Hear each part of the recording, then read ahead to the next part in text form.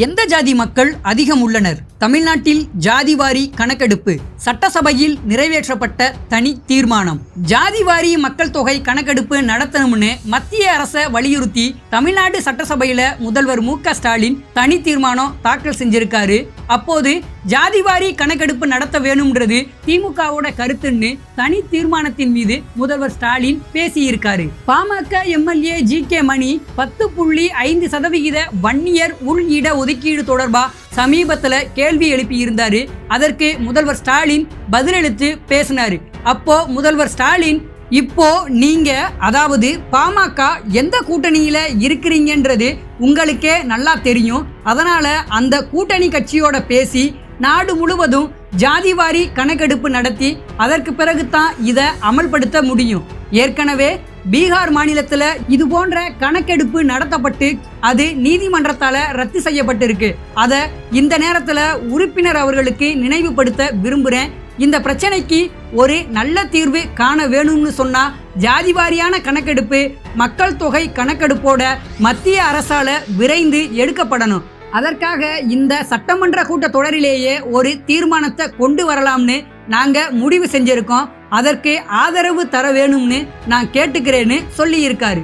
தொடர்ந்து பேசிய முதல்வர் ஸ்டாலின், பிறப்புக்கும் எல்லா உயிர்க்கும்னு உயர்ந்த கோட்பாட்டின் வழியில எல்லாருக்கும் எல்லாம்ன்ற சமுதாய சிந்தனைய அடித்தளமா கொண்டு தன்னோட சமூக நீதி பயணத்தை இந்த தமிழக அரசு முன்னெடுத்து வருது.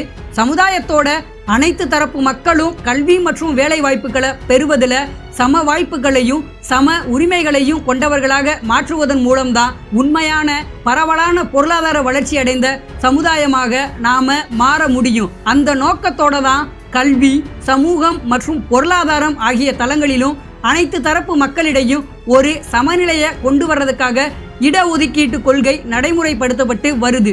இதனால தாழ்த்தப்பட்டோர், பிற்படுத்தப்பட்டோர், மிகவும் பிற்படுத்தப்பட்டோர், சிறுபான்மையினர் மற்றும் மாற்றுத்திறனாளிகள்னு சமுதாயத்தோட அனைத்து தரப்பு மக்களும் ஒருங்கே வளர்ச்சி அடைய வழிவகை செஞ்சு அதை கடைபிடிச்சுக்கிட்டு வரோம். சமீப காலமா சாதிவாரி கணக்கெடுப்பு மேற்கொள்ளப்படணும்ன்ற கோரிக்கை பரவலா பேசப்பட்டு வருது. இந்த பேரவையிலேயே பாட்டாளி மக்கள் கட்சியோட உறுப்பினர் ஜி.கே. மணி பேசும்போது கூட ஜாதிவாரி கணக்கெடுப்பை மாநில அரசு மேற்கொள்ளணும்னு ஒரு கருத்தை தெரிவிச்சிருந்தாரு.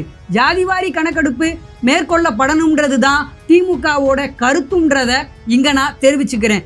இதுல முக்கியத்துவம் வாய்ந்த இப்பொருள் குறித்து இந்த பேரவைக்கு முழுமையான விவரங்களை எடுத்து சொல்றது சரியானதா இருக்கும்னு நான் கருதுறேன். தேசிய மக்கள் தொகை கணக்கெடுப்புன்றது அதாவது ஒன்றிய அரசால மக்கள் தொகை கணக்கெடுப்பு சட்டம் அதாவது சென்செக்ஸ் ஆக்ட் 1948 கீழ் மேற்கொள்ளப்படும் ஒரு மாபெரும் பணி. இது ஆங்கிலேயர் ஆட்சி காலத்திலிருந்து 100 ஆண்டுகளுக்கும் மேலா தொடர்ந்து 10 ஆண்டுகளுக்கு ஒரு முறை ஒன்றிய அரசால நடத்தப்பட்டு வர்ற ஒரு வேளை.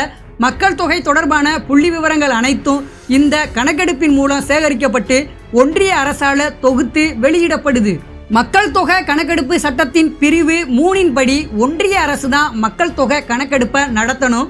ஆனால் பொது வெளியில பரவலா தெரிவிக்கப்படும் ஒரு கருத்து என்னன்னு பார்த்தீங்கன்னா, புள்ளி விவர சட்டம் 2008 அதாவது கலெக்ஷன் ஆஃப் ஸ்டாட்டிஸ்டிக்ஸ் ஆக்ட் 2008 அடிப்படையில் ஜாதிவாரி கணக்கெடுப்பை மாநில அரசு மேற்கொள்ளலாம் அப்படின்றது தான். இந்த சட்டத்தின்படி மாநில அரசுகள் சமூக பொருளாதார புள்ளி விவரங்களை சேகரிக்க வழிவகை செய்யப்பட்டிருக்குதே தவிர இதே சட்டத்தின் பிரிவு 3 உட்பிரிவு ஆவின் படி இந்திய அரசியலமைப்பு சட்டத்தின் 7வது அட்டவணையில் உள்ள இனங்கள் தொடர்பா புள்ளி விவரங்கள் சேகரிக்க இயலாது. அரசியலமைப்பு சட்டம் பிரிவு 246 படி மக்கள் தொகை கணக்கெடுப்பு ஒன்றிய அரசோட பட்டியலில் வைக்கப்பட்டிருக்கு. 10 ஆண்டுகளுக்கு ஒரு முறை மேற்கொள்ள வேண்டிய அடிப்படையான பணியான மக்கள் தொகை கணக்கெடுப்பின 2021 ஆண்டு மேற்கொள்ளாமல் ஒன்றிய அரசு இன்று வரை காலம் தாழ்த்தி வருவது எதனால? முதல் ஆண்டு கோவிட் பெருந்தொற்ற காரணமா சொன்னாங்க.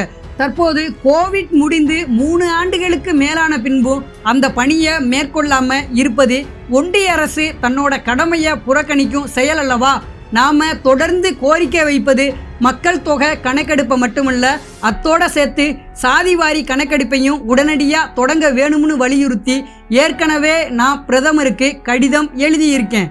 அவ்வாறு ஒன்றிய அரசு களப்பணியை மேற்கொள்ளும் போது கிடைக்கப்பெறும் புள்ளி விவரங்களோட அடிப்படையில் மாநில அரசு எடுக்கிற முடிவுகளுக்கும் இயற்றும் சட்டங்களுக்கும் தான் சட்ட ரீதியான பாதுகாப்பு எப்போதும் இருக்கும்.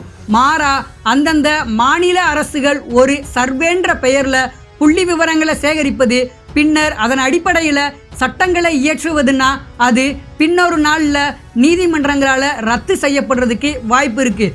அதனால தான் இந்த காரணங்களோட அடிப்படையில் ஏற்கனவே தாமதப்படுத்தப்பட்டுள்ள தேசிய மக்கள் தொகை கணக்கெடுப்பை ஒன்றிய அரசு உடனடியாக தொடங்க வேண்டும் என்றும், அத்தோட ஜாதி வாரியான மக்கள் தொகை கணக்கெடுப்பையும் சேர்த்தே நடத்தணும்னு இந்த பேரவை வாயிலா இந்த தீர்மானத்தை நான் முன்மொழிய விரும்புகிறேன்னு முதல்வர் ஸ்டாலின் பதில் சொல்லி இருக்காரு.